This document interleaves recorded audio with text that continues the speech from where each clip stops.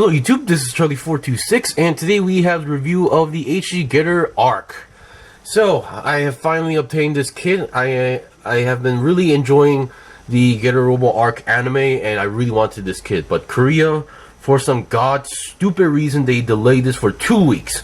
I really don't know why, but still, delaying a kit for 1 week, that I can understand, because there are factors that could actually make that happen. But 2 weeks, that's kind of crossing the line to me.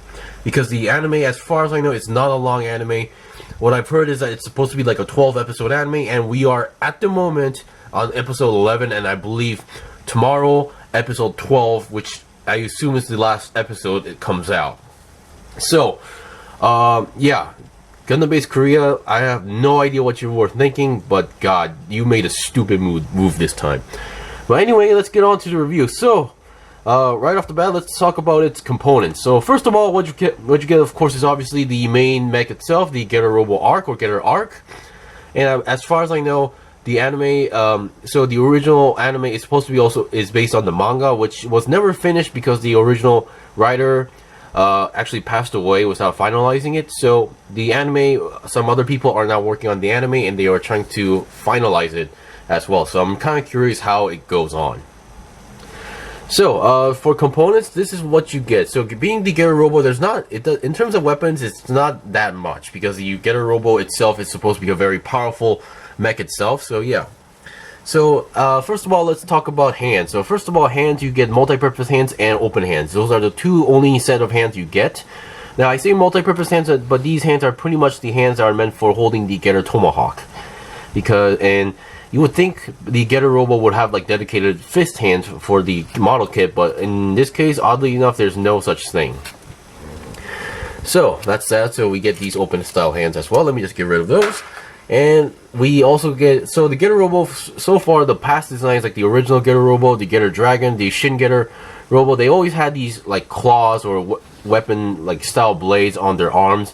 Now in this case, for those who have seen the animes, you see these gold areas here. These are supposed to be those claws wrapped around the arm, and when they need it to be in the weapon mode, they just open up and become the claw. But in this case, in the anime, when they were first used, they were gigantic. They were really huge, so I was kind of expecting something similar or an alternative piece, but sadly they only give you these smaller versions. And I believe they do have a name according to the manual. It's called the Battle Shot Cutter. So yeah, I do wish they would actually give us the really long version like in the anime, so that would have been really cool to, you know, to do some action poses. But once again, we get two of these, and I would say these might be the most fragile parts out there, because even in back in the Revoltech days, it's always these type of claws that on the arms would break off easily. So do be careful with these.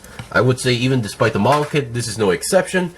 And then here we have a alternative mouthpiece. So for those who've seen the anime, the Getter Arc is also capable of opening its mouth and biting chunks off its enemies. And according to the manual, this thing also does have a name called the Getter Crush. So I guess the biting action is called the Getter Crush. But once again, I'm kind of surprised they were able to pull this off. So yeah. And then finally, if we have a Getter Robo, we cannot forget about its main signature weapon, the Getter Tomahawk. We get two of these. And then we get a middle connector right over here, so you can actually combine them into two to make it into a I'm not sure what you call these type of weapons, which you have two axes on each side end, but according to the manual, this specific mode is called the double labyrinth sus, according to the manual. Yeah, Getter Tomahawk, and so yeah, so it's just not my pronunciation. So but you get the idea. Of course, this kit does have slightly problem with these, because these are slightly on the heavy side. And as you can see, I colored the blades. So originally, this is where I bring out the stickers. Here is the sticker sheet. As you can see, the silver ones are obviously for the axes.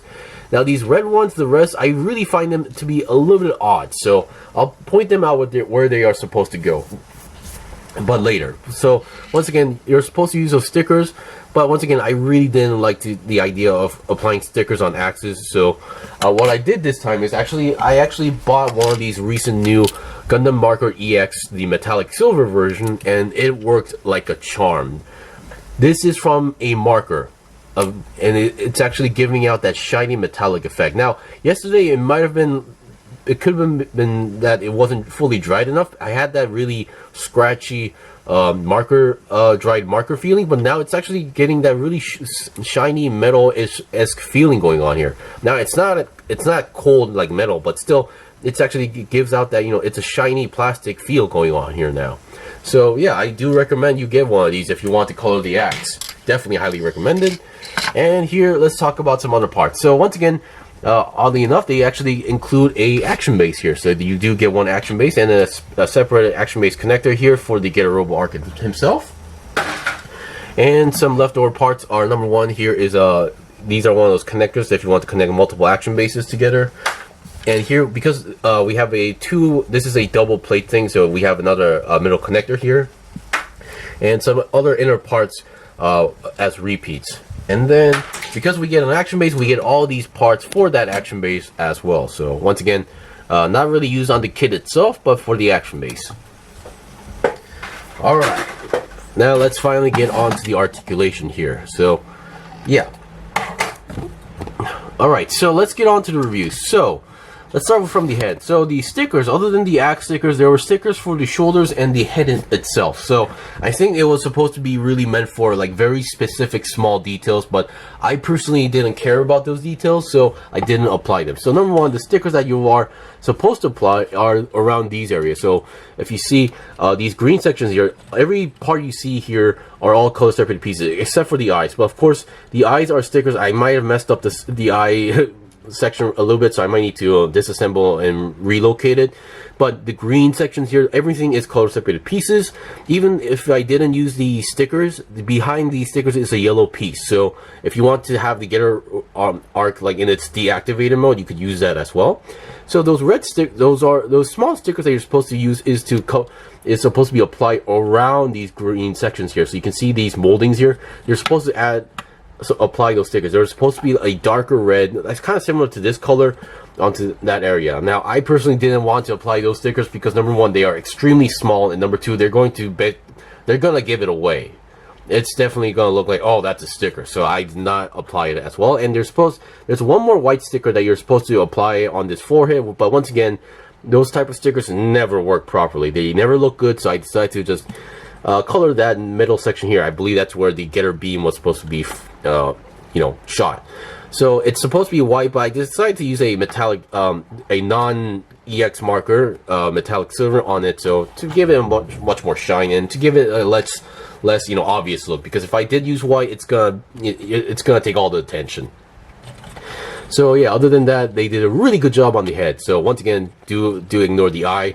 So the head can go down that much and then up that much, and then 360, I would say it is possible, and it is on a ball joint as well. So yeah, and for the mouthpiece, you can basically rip this part off and then replace it with the other part. Since we get two mouthpieces, you actually do get two sets of stickers for that area as well. Alright, and then let's get the shoulders right away, because another sticker was a really long red sticker. They're supposed to be applied on these shoulder lines. Once again, terrible idea to do that, because these are not flat surfaces, and applying stickers on a non-flat surface is a nightmare. It just makes it messy, so I suggest you either color these in this same red color, or just don't, because I don't think it looks bad without it. So yeah, so I just want to point that out. So those are all the stickers as far as I know that was required, other than the axes. So in terms of color separation, I say they did a really good job on this kit. So looking at the chest here, everything you see, once again, all color separated pieces: yellow, gold, green. Everything is color separated pieces. And then the main body, let me just move this out. Oh, there we go.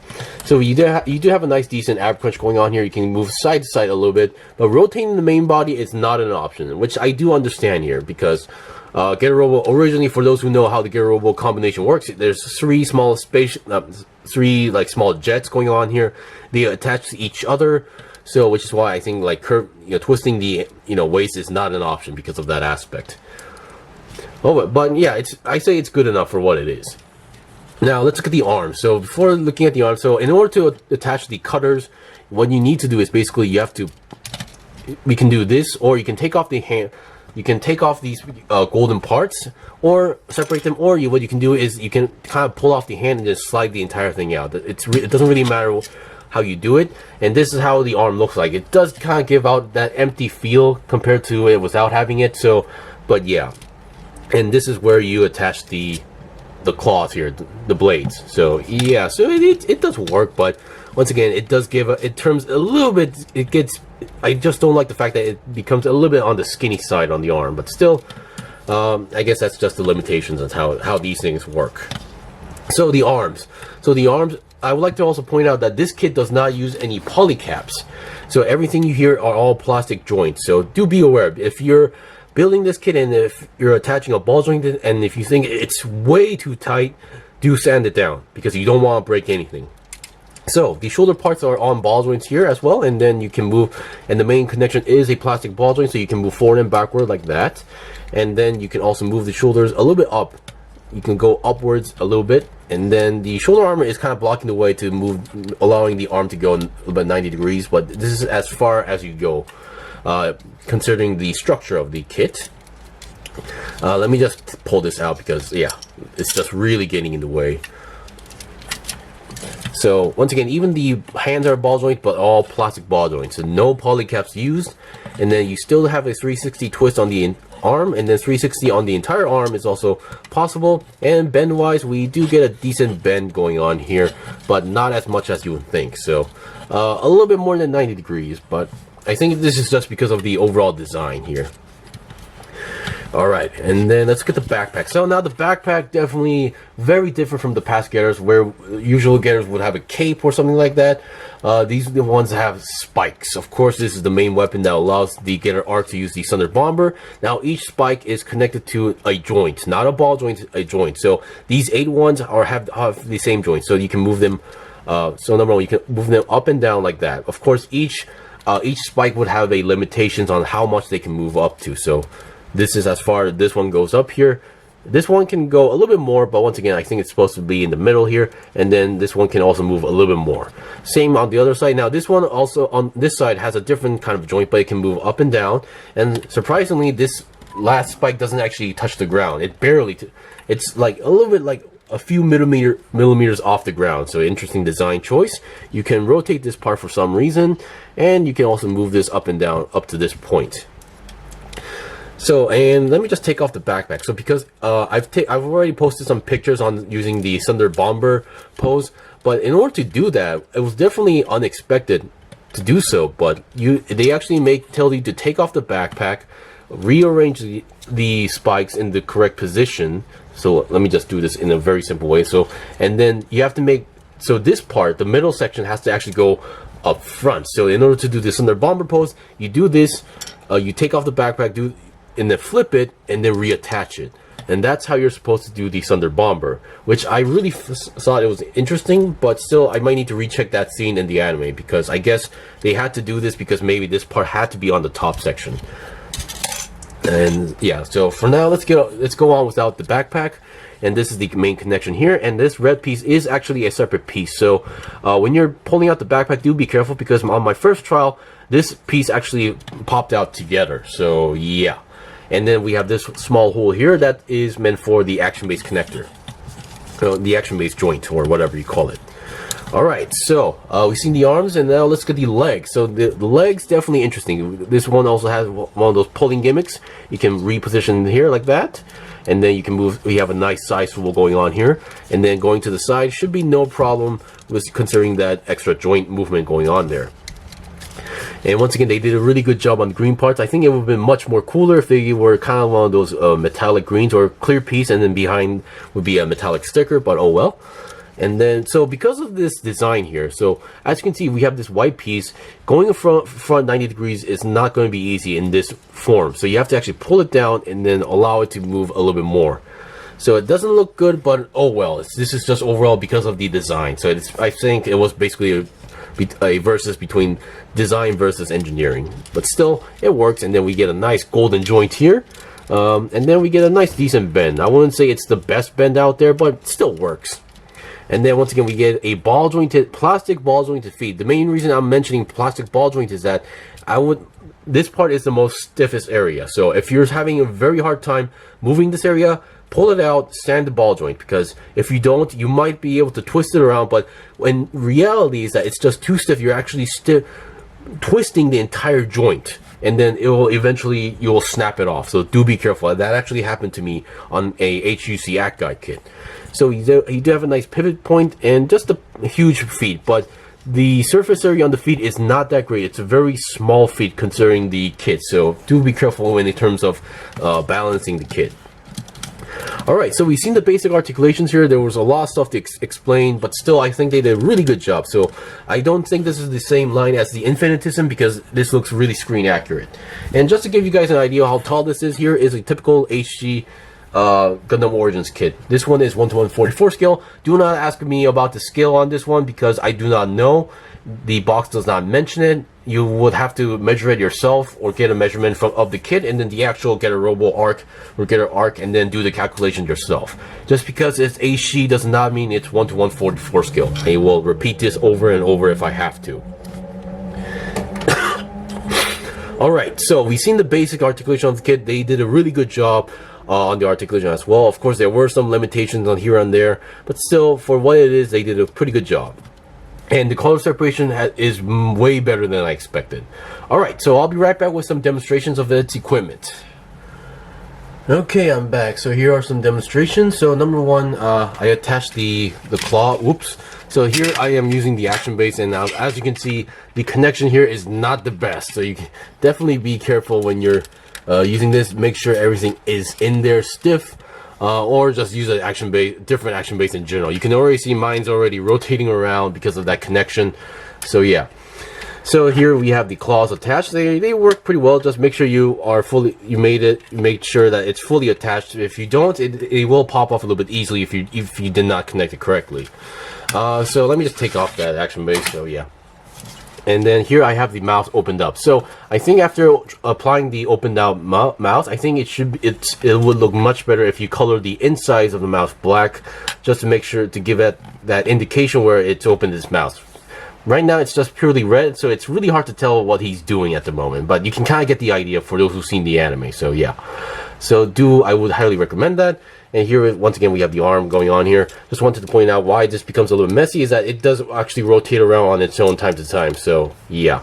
And here we have the tomahawk, which I'm having slight problems. So, because of the hand, most of the promo pictures or images, they kind of show you that it's holding in like in the midsection, but they just kind of slide in really easily. So there's no locking point there. And the top section is actually pretty heavy, so they do kind of time to time rotate around. When you're trying to like do something, they would just flop down like that. So like that. So that is a slight problem going on here. Which means even though like you get him like perfectly balanced, and then let's say if I were to attach the double axe, the double tomahawk connection here, which is actually a very tall weapon, just giving you the idea how tall this thing is. It just surpasses the height of the Getter arc. So the way how you're supposed to hold it is basically in a simple manner. This is what you do. You just plug in one and then attach to the other one. You don't actually hold the middle connecting point here. And yeah, this thing becomes actually extremely heavy to the point where he actually starts losing balance when you well, not exactly losing balance, but it just makes it really hard for this weapon to be held properly. Even if I were to use this on the action base, then the kit would actually tilt to the right where it's holding the weapon. So yeah, but I do like the idea of this weapon. Of course, I do think it's a little bit too long for the kit, but once again, very cool weapon. Alright, so once again we've seen the basic weapons. Now I think there's only one demonstration left, and I'll be right back with that demonstration. Alright, so now here is the final demonstration, and I'm pretty sure if you buy this kit you'll be doing this at least once, is the Sunder Bomber, or Sunder Bomber. Definitely it was a really cool move. It's one of those cool moves that has impact. So the moment I saw that move, I decided, like, if I get this, it's going to be displayed like this. Currently, I'm using a different stand because of the connection still. Yes, it looks extremely cool. Now, my only regret is that I should have bought or purchased some sort of lightning effect parts to make it even look more cool. So, yeah. So, once again, technically, I believe in the anime he was using it without opening the mouth of the getter, but still, works as a charm. Hands are in the okay position, and as you can see, as mentioned, the backpack has to be upside down because in order for the Sunder Bomber to work, you have to have this section pointing up top. So it is a interesting thing. I'm not sure when the Gero Arc rotated that thing on its back, but still it works perfectly fine. And yeah, that's all I can say. So once again, if you're a big fan of the Getter Arc like me, I would highly recommend this kit, because once again, articulation might be seeming a little bit off in certain areas, but still the color separation has been very well done. Articulation is pretty much an average okay articulation going on here, and this kit will last long because it doesn't use any poly cap, so no joint will go loose that fast. Anyway, thank you for watching the review. This was the review of the HG Getter Arc. If you guys got any questions or requests, in the comment below. At this point, I really wish they would make more Getter kits, such as the HG Kirik, or maybe that Black Shin Getter from the anime. I would love to see that as well. Anyway, hopefully this review was helpful. And if you guys got any requests, do let me know. Until then, see you guys next time.